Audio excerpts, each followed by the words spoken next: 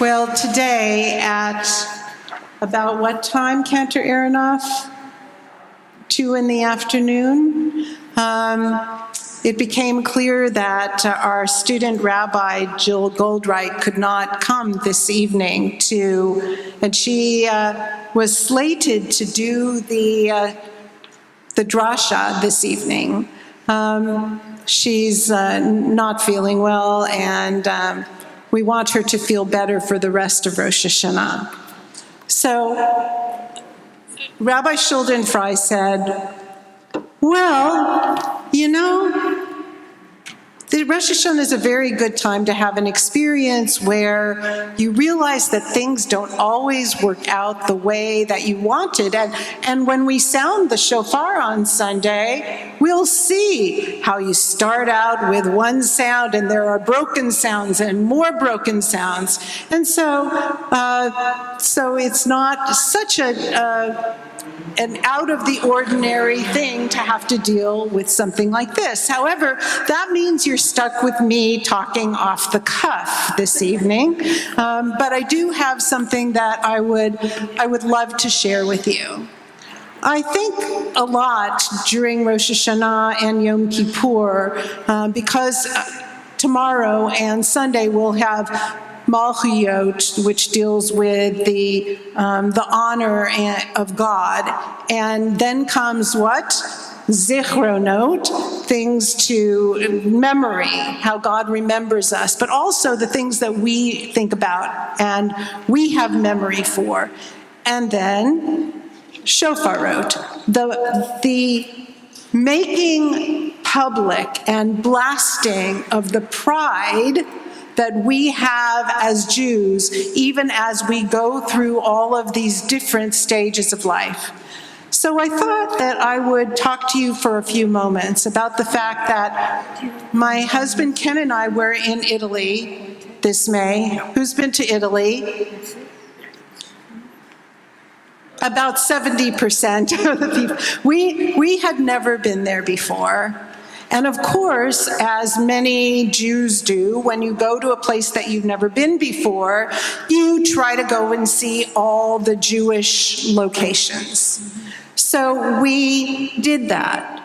We went to the ghetto in Venice. We went to several ghettos. And one of the things that I recognized when we were in those spaces is that they didn't try to hide them, rebuild them. In some countries, notably when you go to Krakow in Poland, they've turned it kind of into a Jewish ghetto Disneyland. Have you ever been there? But in Italy, they took the ghetto areas the way they were and allowed for the stories of the people to be told. So one of the things that we started to learn about while we were in Italy was that a lot of food comes out of Jewish tradition. And a lot of those recipes for that food were created in the ghetto when people were extremely poor, and they closed the ghetto gates. This was the Pope's idea, along with the acquiescence of the Medici family in Italy. They closed the gates at night, and the Jews could go about their business during the day, but at night they were shut in. Now, there are a lot of places around the world where that has happened. But in the ghettos of Italy, people started creating amazing things, having groups to learn, creating recipes that nobody else had, with food that nobody else wanted to eat, they thought, at that particular time. Things like artichokes. Well, we're Californians, so we know that a lot of people like artichokes, but nobody did. They looked at it and said, yuck. So as we went through those places, some of the things that we learned were that memory is a really, really good thing. Because when those people started to have experiences in very difficult times, they flipped them over into something that became really important for the entire society afterwards. So I'm going to just share a couple of things that happened, but I don't know if you know this, that the Italian Jews were traced back as far as the 2nd century before the Common Era. Do you know what that means? Like 200 years before Christianity, we were already in Italy. And they have tombstones and inscriptions that survive from that.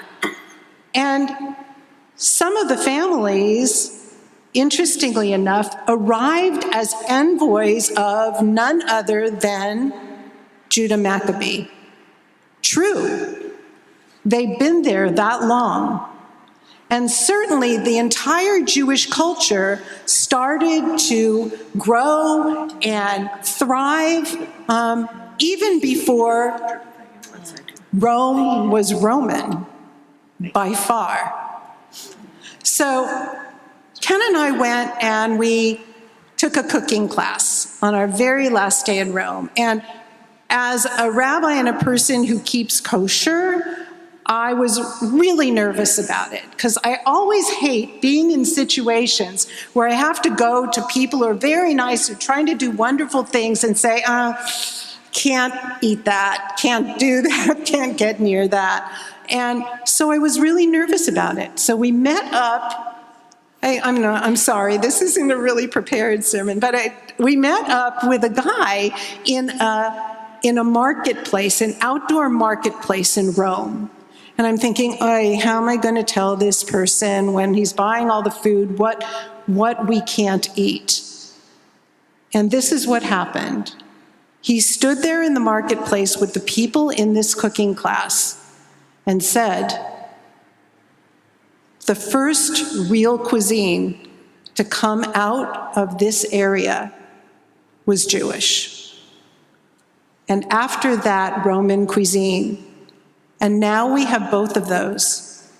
And I'm extremely happy to tell you, he said, that I am both of those things.